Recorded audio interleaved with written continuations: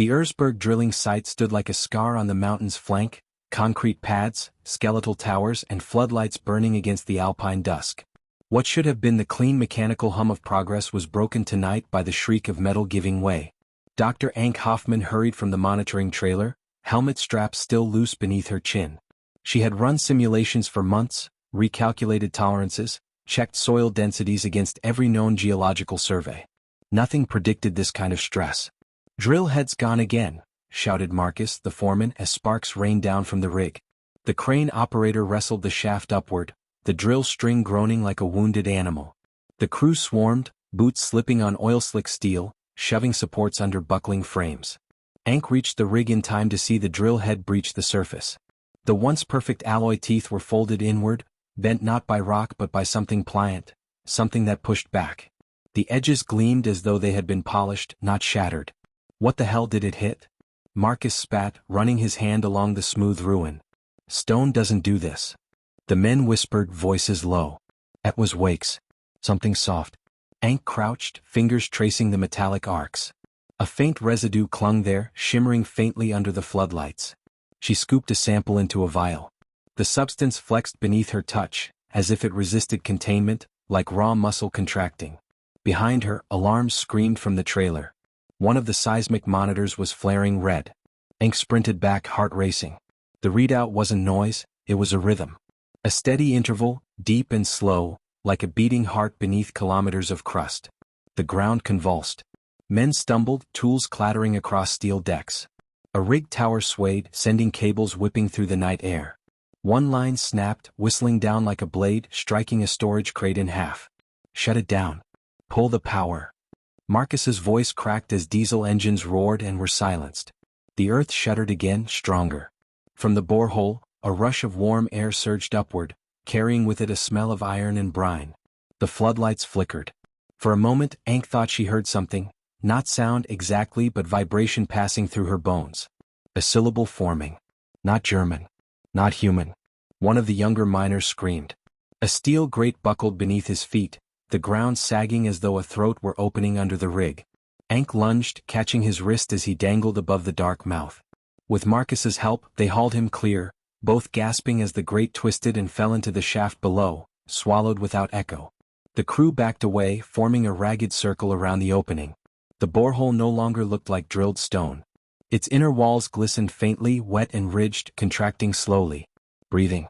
Ank stared, the vial in her pocket growing warm, pulsing faintly against her thigh. They had cut deeper than anyone dared before. But what they pierced tonight wasn't rock. It was alive. By morning, the Erzberg site looked like a battlefield. Floodlights still burned, but no one touched the controls. The borehole yawned in the center of the rig, rimmed by warped steel and scorched paint. Crews stood in clumps, murmuring, smoking in silence, crossing themselves when they thought no one was watching. Dr. Ank Hoffman hadn't slept. She had spent the night staring at the residue under a microscope. The shimmering substance refused classification. Its structure shifted with each pass of the lens, as if it knew it was being examined. When she blinked, she thought she saw it forming repeating arcs as if writing. She closed her notebook without writing anything down. At dawn, Marcus gathered the workers. "We need eyes down there," he said, pointing to the borehole. His voice was gruff, but his hands trembled as he lit a cigarette. "Before headquarters sends inspectors, before they shut this down. Anyone with the guts." Hans Kramer stepped forward. Broad-shouldered, his beard peppered with gray, he had been a miner since 16. He laughed low and hollow. "I've crawled through worse than a hole in the ground," he said. "Lower me. I'll tell you what's breathing down there." The others avoided his eyes. They fitted Hans with a harness, a helmet lamp and a radio. Marcus muttered instructions, his words tripping over themselves. Ank checked the tether winch twice. Her stomach nodded. Every part of her training said don't do this. But the data demanded it. The descent began. The winch whined, lowering Hans into the shaft. The walls were not stone, Ank could see that now even from the surface. They were slick, layered, almost organic, ridges contracting and relaxing with an awful cadence. Hans's lamp traced arcs across surfaces that gleamed like wet cartilage. 30 meters down, Hans's voice crackled through the radio. He tried to sound steady but his breath came fast. "Walls aren't rock. They look..." He stopped. The winch jerked. The tether went slack, then snapped taut again. 50 meters, Hans whispered. I feel. His words cut off. Hank leaned over the comms, straining. Then a sound came through, not speech, not static. It was the same vibration Hank had felt in her bones last night. A rhythm deeper than language. The radio shouldn't have picked it up. Hans groaned. It's in my head. His lamp flickered on the monitors, casting shapes that shifted too fast to register. Something is moving down here. The tether jerked again, violent this time. The winch screamed as gears strained. Pull him up. Hank shouted. Marcus slammed the controls. The motor whined, cables spooling. The monitors showed Hans's lamp swinging wildly, arcs of light against glistening walls. Something slick brushed the lens, then was gone. Hans's scream filled the radio, then cut short. The winch roared, hauling him out. He emerged thrashing, covered in glistening black residue. His helmet was gone, his face pale, eyes wide with something between terror and ecstasy. The harness reeked of iron and seawater. They dropped him onto the rig deck. The residue clung, resisting every hand that tried to scrape it away. Hans grabbed Hank's sleeve with wet, trembling fingers. It beats, he whispered, staring at nothing. His voice shook. It beats beneath us, and it knows we're here. Then his body convulsed. Black residue oozed from his mouth like spit, sizzling as it hit the steel. The crew staggered back. The borehole exhaled a long, warm breath as if in answer. The mining town of Erzberg clung to the mountain slope like a stubborn outcrop, rows of slate-roofed houses leaning into the wind. By day, its streets were hushed. By night, they were restless. The shaft had changed everything. At first, it was just the crew. The men who had seen Hans pulled from the depths claimed they heard the borehole breathing. Some refused to go back to work, retreating to their homes with trembling hands and silent mouths. Others stayed drunk, clutching bottles as if alcohol could drown the memory of that warm exhalation from below. But then the townspeople began to feel it. Children woke screaming, claiming they saw roots, moving beneath the floorboards, long shapes writhing in the dark. One girl insisted that the wallpaper in her bedroom rippled like skin. When her mother pressed a hand against the wall, she felt it pulse beneath her palm. By the third night, no one slept. The whole town lay awake, staring at ceilings, clutching pillows, listening to the deep, slow rhythm that now seemed to thrum through the mountain itself. Dr. Ank Hoffman walked the narrow streets, recording reports. She had set up seismographs in abandoned homes, their needles scratching erratic patterns. Not tectonic tremors. Not machinery. Something deliberate. The intervals were too regular. She carried Hans's blood test results in her pocket, printed in shaky lines of black and white. His cells no longer looked human. The sample was filled with new structures, branching lattices that shifted shape under the microscope as though searching. The oily residue coating his veins resisted every chemical assay. Worse, it replicated. The fourth night, Ank heard it herself. She had just left the lab trailer when the wind died. The mountain stood still. From beneath her boots came a vibration, steady, low, almost intimate. Not a quake. A rhythm. It passed through her legs, through her bones, and seemed to settle in her chest. A heartbeat. Not hers. She staggered, breath catching. Her pulse fought to keep its own rhythm, then fell into sync with the deeper beat. She clutched her sternum, horrified. That was when a scream ripped the silence. She sprinted toward the sound, Marktplatz, where the old stone fountain stood. A crowd had gathered, some clutching lanterns, others their children. They all pointed downward. The cobblestones were moving. Thin cracks split the square, bleeding black residue that spread across the stone in branching lines. The lines pulsed in time with the rhythm below. One of the men panicked and swung a pickaxe. The blow shattered stone, spraying shards into the air. The residue recoiled, then surged upward like a whip, lashing his arm. He screamed as the substance clung to his skin, seeping in like water-soaking cloth. Ank shoved through the crowd. She grabbed a flare from her belt and ignited it, thrusting the searing red flame against the black tendrils. They hissed and shrank back, withdrawing into the cracks like veins retreating from heat. The man collapsed, clutching his arm. Black branching lines spread beneath his skin, racing toward his shoulder. His eyes rolled white. The crowd fled in chaos, lanterns dropping and breaking, fire licking the night air. Ank stood trembling, flare hissing in her hand, the cracks pulsing faintly beneath her boots. The town itself was becoming an extension of whatever lived below. And now it was reaching up. The lab trailer smelled of disinfectant and burning metal. Dr. Ank Hoffman had sterilized everything twice, yet the residue still clung, refusing to yield. Samples were stored in triple-sealed containment jars, but she never turned her back on them. Under the microscope, the substance pulsed faintly. Not random twitching patterns. At first she thought it was contamination from the electrical grid. But even when she shut down power, running the scope on backup batteries, the movements continued. The cells were unlike anything catalogued. Translucent, flexible, each one surrounded by a lattice of fibers. They shifted constantly, joining and splitting in fluid arrangements. What chilled her most was how the sample seemed to react to her. When she leaned closer, the structures contracted, forming sharp points, then relaxed again as if watching. On the third night of study, the impossible happened. She had placed a droplet on a glass slide and sealed it with resin. Hours later, the resin cracked from within. The substance spread across the glass, tracing thin black filaments. The pattern was not random, it was symmetrical, branching outward, curling back, repeating in variations. Marcus, who had come to check on her, froze at the sight. "It's writing," he whispered. "Not writing," Ank muttered. Her pulse thundered in her throat. "It's building." The residue thickened, threads crossing over one another until the shape resembled a three-dimensional lattice. It resembled bone or root but finer, sharper. When she tapped the slide with a scalpel, the filaments recoiled, then reassembled, stronger than before. Hans had warned them, "It wants to share." The door slammed open. One of the younger miners, Lucas, staggered inside, clutching his stomach. His shirt was damp with sweat, his face pale. "Help me," he gasped, collapsing onto the floor. They dragged him onto the examination table. His veins stood out, dark, branching lines crawling up his chest. Beneath the skin, something writhed, moving against muscle like worms in a sack.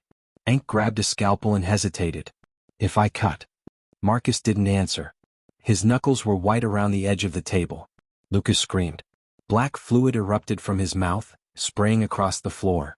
It didn't spatter like liquid. It crawled, seeking crevices, moving toward the walls. Ank lit another flare and shoved it into the spreading pool. The fluid hissed, retracting violently.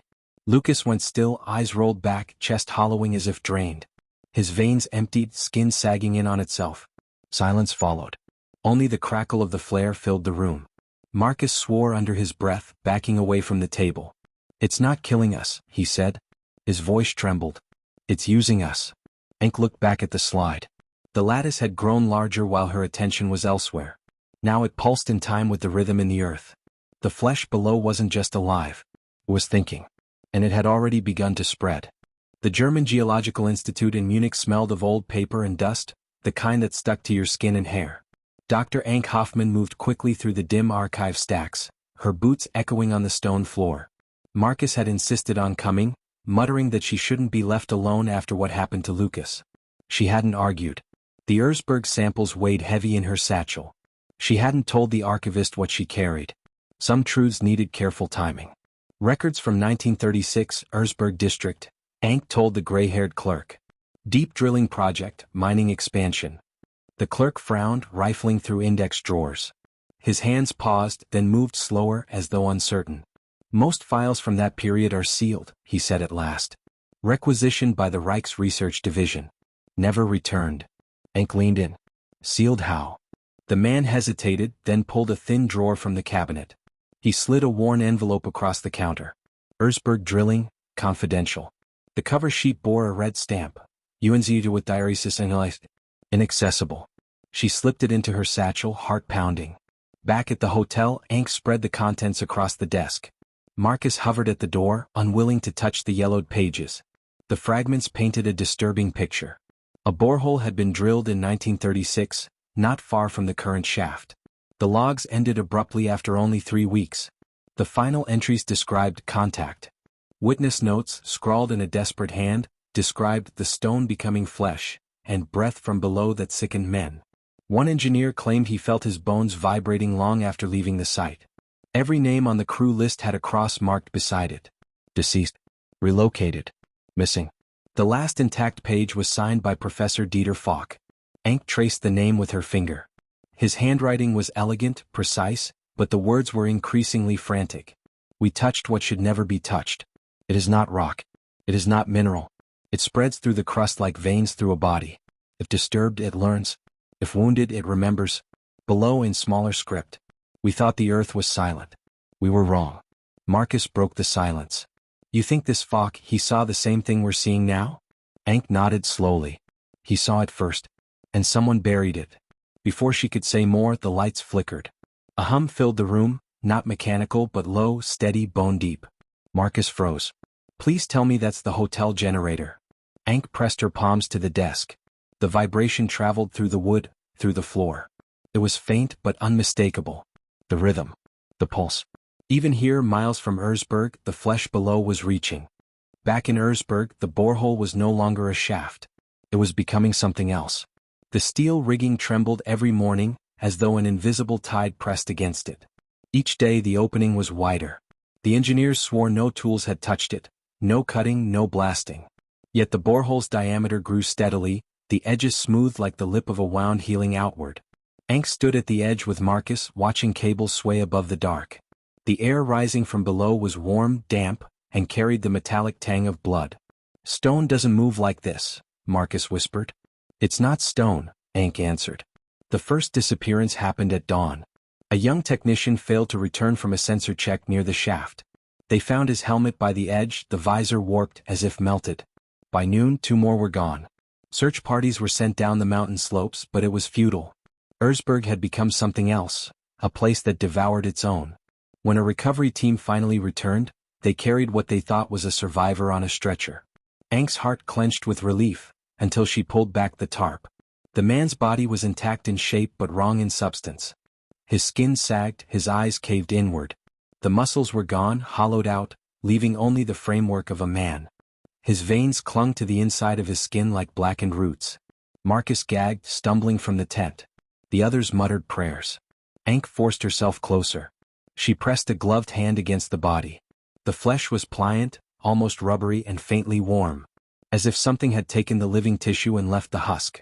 Beneath her palm she felt it, just for a moment. A faint vibration. Not from the corpse. From what had passed through it. She pulled back, trembling. That night the town shook. Cracks spiderwebbed across the cobblestones, bleeding the black residue. Whole houses slumped sideways as the ground softened beneath their foundations. Families fled into the cold night, clutching children and bundles of clothes. Ank ran through the streets with a flare in one hand, shouting for people to move uphill, away from the shaft. The air pulsed with that same slow rhythm, louder now, so loud it rattled her teeth. She saw a man stumble into the road, dragging his wife. His legs buckled and he fell. She reached him, pulling back his sleeve to check for injuries, only to see the veins in his arm bulging, writhing, black tendrils racing toward his shoulder. He looked at her with wide, terrified eyes. "It's feeding," he gasped. Then he convulsed, body stiffening, jaw snapping shut so hard it broke his teeth. His wife screamed as Ank pulled her away, the man's skin hollowing in seconds, collapsing into the same rubbery husk as the others. The ground beneath them rumbled. The borehole exhaled again, this time with force enough to topple lanterns and scatter embers into the wind. The hunger in the rock was no longer contained. It was rising. Hans staggered back into the Erzberg encampment before dawn, his skin slick with sweat, eyes wild and unreadable. Weeks earlier, he had been declared incapacitated with fever after descending briefly into the lower shaft to retrieve samples. No one had expected him to return. Ank and Marcus rushed to meet him, only to freeze at the sight. His uniform was scorched, veins visible beneath his pale skin, pulsing faintly with black filaments that seemed to move independently. Every breath he drew shivered with a rhythm that matched the pulse of the living substrate deep below. "Hans?" Ank whispered, fear and relief entwined. He lifted a trembling hand. His voice came not only from his lips, but somehow reverberated through the air, low and layered, as though the mountain itself spoke through him. "I have seen them," he said. "I am one with them. They do not wish to die. They do not wish to be destroyed." Marcus stepped forward. "Hans, you've lost your mind. They offered me a choice," Hans interrupted, his words both human and alien. "Destruction or sharing. I shared." Ank felt a shiver crawl down her spine. Black filaments wove along Hans' forearms, twitching with independent life, as though the substrate itself had replaced his veins. They pulsed toward her in subtle gestures, not threatening but insistent, intelligent. "I can show you," Hans continued, voice low, vibrating. "The fissures, the borehole, all are nodes. They can integrate us, adapt us. If we resist, we teach them nothing. If we share, we survive." "Share?" Ank repeated, her mind racing. "You mean symbiosis?" Hans nodded. The veins beneath his skin shimmered with a strange light. Not domination. Not conquest. Sharing knowledge, sharing space, sharing life. They learn from us, we learn from them. We survive together, or we perish alone. Marcus shook his head, reaching for a flare to scare Hans back. No. This is insane. Look at what they've already done to the town. Hans lifted a hand, the filaments extending like living threads into Marcus' sleeve, probing, testing, almost caressing. The soldier froze, face pale. They want cooperation, Hans said softly, not annihilation. But if you fight, they will take anyway. Outside, the borehole pulsed, sending vibrations through the mountain. Hans turned his head, following the rhythm in his own chest, which now beat in sync with the substrate. They are patient. They can wait. But they do not forget. Ankh swallowed hard, realizing the truth of his words. Every attempt at destruction, every blast of fire and steel, had been a lesson for the organism. Every failure had been absorbed, integrated. The living substrate was not merely reactive, it was predictive. Adaptive. Hans lowered his voice, a whisper that somehow echoed in the minds of both. I bring their offer. We can fight endlessly, or we can share what we can and survive what comes next. The camp fell silent. Even the wind seemed to pause, waiting for her answer. Ankh's mind raced. Sharing with the substrate meant giving it access, to their bodies, their lives, their very selves. But the alternative was total annihilation, the obliteration of everything Erzberg had been, and possibly the humans beyond. She looked at Hans, the living bridge between human and substrate. His pulse resonated with hers and she realized he was no longer just a man. He was the first ambassador. Her fingers brushed the edge of the flare. She felt its heat but not its urgency. The choice was no longer about destruction. It was about understanding. And survival. The first detonation was meant to stabilize the borehole's rim. Instead, it triggered the mountain's death. Explosive charges thundered through Erzberg, splitting rock in a cascade of smoke and flame. For a moment, the borehole seemed to recoil, its glistening walls shuddering like pierced flesh. The drilling rigs toppled into the widening maw, cables whipping and snapping like struck nerves. Then the mountain exhaled. A column of hot, wet air roared upward, knocking workers from their feet. The sound was not a blast, not a quake. It was a bellow. The borehole swelled, pushing outward, stone cracking like brittle bone. The ground beneath the town split open. Houses folded inward, roofs shearing away as their foundations were swallowed. Families screamed as they fled uphill, clutching what little they could carry. Move. Higher ground. Ankh shouted, waving a flare to shepherd survivors through the dust. Her throat burned, her lungs filled with the reek of iron and brine. From the rents in the earth, the black substrate surged upward. It did not flow like water or ooze like tar. It climbed, sprouting in thick tendrils that stabbed through asphalt and wood. Whole streets heaved as roots tore through them, splitting houses into kindling. Marcus fired a flare pistol into the advancing mass. The burning magnesium hissed against the tendrils, scarring them but not stopping their advance. The substance withdrew briefly, only to push forward again, angrier, denser. Then came the shapes. At first they were only outlines, the roots weaving into structures as tall as the church steeple. Symmetry emerged where chaos should have ruled. Arcs, branching limbs, latticework torsos. They were not human, not animal, but attempts. As though the organism was learning form by imitating memory. One figure lurched toward the fleeing townspeople, its limbs slapping against the ground like wet timber. A boy tripped, screaming as the lattice reached for him. Ankh ran forward, slashing with a lit flare. The thing recoiled, bursting into fragments that slithered back into the earth. Another shape rose at the edge of the square, towering, four-legged, its head nothing more than a hollow ring of pulsing black. It struck the church, tearing stone from its bell tower in one sweep. Bells crashed into the street, scattering sparks as if the mountain itself had declared the town unworthy. Marcus dragged Ankh behind an overturned wagon just as masonry collapsed around them. "We can't hold this," he shouted. His face was streaked with ash and blood. Ankh looked over the wagon's edge. Refugees scrambled uphill, the path narrowing to a single ridge. Behind them, Erzberg was no longer a town but a wound, widening, pulsing, growing. From deep within the borehole came a new sound, deeper than any they had heard before. Not a beat this time but a chord. Multiple rhythms converging into one long resonant vibration that shook the valley and made their bones ache. The mountain was no longer collapsing. It was transforming. And it was pulling the town into itself. The Austrian military arrived with fire. By dawn, Erzberg was unrecognizable, streets erased, church flattened, the valley floor thick with glistening black tissue that pulsed like an exposed lung. Refugees clustered on the high ridges, watching their homes sink beneath the living tide. Helicopters thundered overhead, dropping canisters that burst into incandescent cascades. Napalm sloshed across rooftops and ridges, turning the landscape into a furnace. Entire growths of the substrate shrieked as flame engulfed them, the sound not mechanical nor organic but something between, the resonance of material under stress, amplified until it pierced the skull. For a brief moment hope returned. The masses blackened, cracked, and curled inward like drying leaves. Soldiers cheered as structures collapsed into ashen heaps. Then the heaps moved. From the burning piles, filaments sprouted, white-hot from within. They wriggled like glowing veins, weaving themselves into lattices untouched by fire. Within minutes, new structures rose, sleeker, more symmetrical, reinforced with some heat-resistant mineral that shone dull red in the flames. "It's adapting," Hank whispered, gripping the rock edge beside her. Her knuckles went white.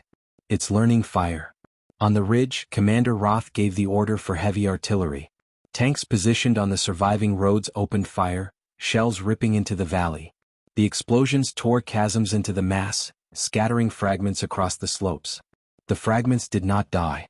Each splinter shivered, thickened, and began crawling toward the larger body, dragging themselves like amputated limbs seeking reunion. In their wake, houses caught in the cracks were lifted upright, windows glowing with inner light, as though the organism was testing architecture for its own use. Hans, face pale in the firelight, stepped forward. His voice cut through the chaos. "You're feeding it? Every attack is a lesson. It wants to be destroyed so it can learn how not to be." Roth glared at him. "Are you suggesting we do nothing?"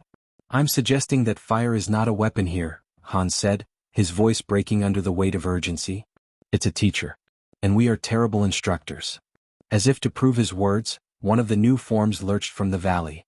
It walked on 6 jointed legs, its surface glimmering with hexagonal patterns like cooling basalt. It swiped at a tank, ripping the steel turret away as though it were foil. The crew barely escaped before the organism consumed the vehicle whole, the metal screaming as it was integrated into its body. Gunfire rattled. Rockets streaked from shoulder launchers. The monster staggered but did not fall. Instead, its wounds sealed instantly with molten tissue that hardened into a crystalline armor. The earth trembled. Another figure rose behind it, taller, broader, more deliberate in its symmetry. This one carried fragments of steel beams within its limbs, fused like bones. The refugees screamed as the valley itself surged upward, a wave of black substrate cresting toward the ridge. Hank grabbed Hans's arm. "If you're right, then what stops it from learning everything we can throw at it?" Hans's answer was drowned in the roar of artillery, but she read his lips. "Nothing." The ridges would not hold. Fire had failed, steel had failed, and the valley had become a living cathedral of shifting forms, towers that leaned, corrected, and reached upward like grasping hands. There was only one direction left. Down. Dr. Ank Hoffman strapped on a respirator and clipped herself to the last functioning descent cage, the rig groaning as it swung above the fractured borehole.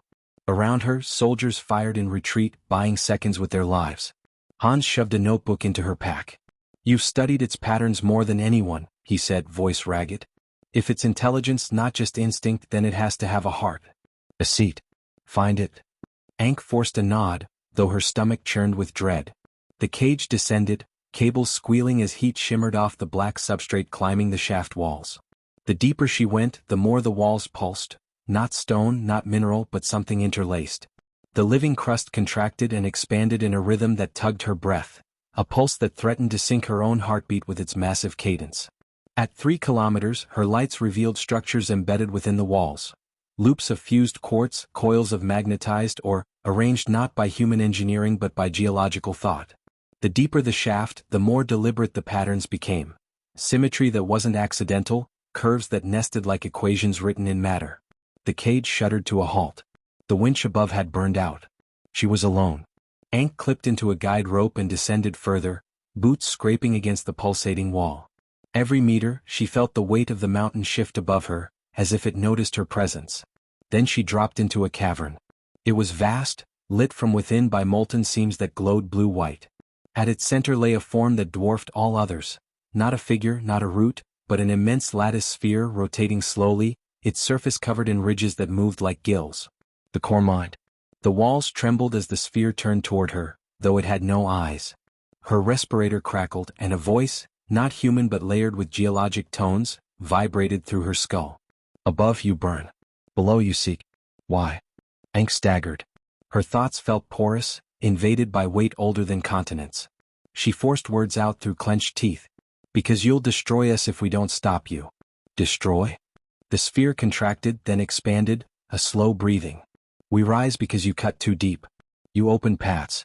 We grow because the crust weakens. This is not conquest. This is return. The cavern shook. From the sphere's lattice, tendrils reached toward her, slow but relentless. Ankh lit a flare and hurled it. The heat burst across the tendrils, which recoiled, hardening into obsidian plates. She realized Hans had been right. Every resistance taught it something new. And still she had to try. From her pack she drew seismic charges, meant for collapsing tunnels. She armed them, magnets clamping to the cavern floor. The sphere pulsed faster, almost curious. You would wound the crust to stop what the crust births? Better than letting you swallow the surface. The floor heaved. Dust fell from the ceiling as the bunker groaned. Sirens wailed. Soldiers rushed to defensive positions while Weiss barked orders. A crack ripped through the concrete wall, thin at first, then splitting wide. Black substrate bled in, writhing like roots pushing through asphalt. It formed tendrils, questing blindly across the floor. Fire. Weiss roared. Gunfire erupted, tracer rounds sparking against the wet black growth. The tendrils recoiled but did not die, splintering into smaller filaments that slithered toward boots, weapons, anything warm. Hans stumbled backward, clutching the railing. He had seen this before in Erzberg. Fire and steel taught the thing new tricks. Yet panic ruled the room. A soldier screamed as a tendril wrapped around his leg, yanking him off his feet. He fired point-blank into the mass, but the shots only accelerated its growth, shards hardening into crystalline armor around the wound. Weiss drew her sidearm and fired at the ceiling. Collapsed the chamber. Now. Explosives planted in the walls detonated. The bunker convulsed, concrete cascading down in thunderous slabs. For a moment the substrate was buried under rubble. The soldiers dragged the wounded out into the corridor, gasping in the smoke. But Hans knew. This was not victory. The thing had been probing. Testing. They ascended through the escape tunnels, boots pounding on steel stairs. Behind them, the sound of stone grinding against stone grew louder, like teeth chewing slowly through the mountain. At the final hatch, Weiss shoved Hans through. Snow and cold air hit his face as they stumbled into the alpine night. Floodlights cut through mist. Soldiers formed a perimeter, weapons trained on the tunnel mouth. Then the ground shuddered. The mountain slopes split open, and black tendrils unfurled into the snow, steaming as they touched ice. They rose together, weaving into something tall, symmetrical, almost architectural. A lattice form mirrored on both sides, towering against the stars. Hans whispered, half to himself, half to the night. Erzberg wasn't containment. It was ignition. Weiss turned, face pale in the floodlights. And now it's spreading through the fault lines. The lattice shifted, plates of black crystal sliding into place. The mountain itself seemed to kneel, restructured by will not its own. The quiet fault had spoken. Europe did not know what hit it. It began quietly, a tremor in the Pyrenees, then a fissure in the Rhine Valley, subtle at first, almost ignored by seismologists. But then the lattice patterns emerged, black veins branching upward, twisting through soil, concrete, and asphalt. Roads cracked, bridges shuddered, skyscrapers swayed as if the earth beneath had become a living spine. Hans monitored the alerts from a hastily converted operations center in Vienna. Screens flashed alarms from Madrid, Zurich, Munich, and Paris. Each fault line pulsed in the same rhythm he had felt at Erzberg. Each formed symmetrical structures. Distinct, intelligent, deliberate. They're not random, he said, voice hoarse. The substrate is replicating the patterns we saw at Erzberg. It's spreading, learning from itself. Colonel Weiss gripped his arm. What do we do? Evacuations won't reach in time. He didn't answer. Because Hans already knew, they couldn't fight this with weapons anymore. Napalm, artillery, explosives, they had been lessons, not solutions. In Paris, the Seine swelled unnaturally as black tendrils ruptured the riverbanks. Steel girders in high-rise buildings bent into lattice shapes, pulsing faintly with light that mimicked human eyes. Civilians fled in terror, only to find streets buckling beneath them. In Zurich, tram lines writhed like veins, lifting cars and rails into moving frameworks. Citizens were trapped on rooftops, watching lattice forms climb walls, merging with stone, glass, and metal. Even Madrid, miles from any known fault, experienced subtle pulses. Subway tunnels bulged, black filaments crept upward through sewer grates, forming symmetrical constructs that mirrored human forms in grotesque abstraction. Hans and Weiss observed from the operations center as a live feed from Budapest showed an entire district folding inward, black tendrils rising through apartment blocks and reshaping streets. A lattice figure knelt atop a church, scanning the city below as if evaluating. "This is not invasion," Hans said, barely above a whisper. "It's adaptation, integration, assimilation." Weiss swallowed hard. "And if it learns faster than we can react?" Hans did not answer. He stared at the feeds, tracing the same patterns again and again, the same symmetry repeated from Erzberg to the Pyrenees to Paris. "It remembers every lesson we taught it." A helicopter carried Hans and Weiss toward the Alps, where satellite scans showed the substrate still pulsing like a central node. From above, the lattice structures sprawled over forests and valleys, coiling around mountaintops, forming geometric towers hundreds of meters high. Ank's voice haunted Hans, her warnings, her descent into the core, the pulse of the crust beneath Erzberg. He understood now, destruction only taught the substrate how to resist. Fire, steel, explosives, it had absorbed them all. As they neared the core node, a lattice formation rose toward their aircraft. The rotors struggled against the wind and heat waves, black tendrils scraping the sides. The chopper rocked violently. Weiss fired a sidearm at the structure, but bullets scattered across the surface like raindrops hitting glass. Hans leaned toward the cockpit window. Below, the main node pulsed, slowly rotating, veins of black substrate merging with rock, ice, and soil. The symmetry of its lattice was perfect, vast, incomprehensible. It was not alive in a way they understood. It was intelligence rewritten in matter. "The only choice," Hans whispered, "is to survive it." Below them, Europe convulsed. Cities vanished into black lattice. Fault lines glowed in the night. Humanity watched in disbelief as the crust itself became conscious, forming shapes that mimicked the living world without replicating it exactly. But not everyone perished. Refugees, scientists, and civilians fled to higher ground, to islands, to underground bunkers.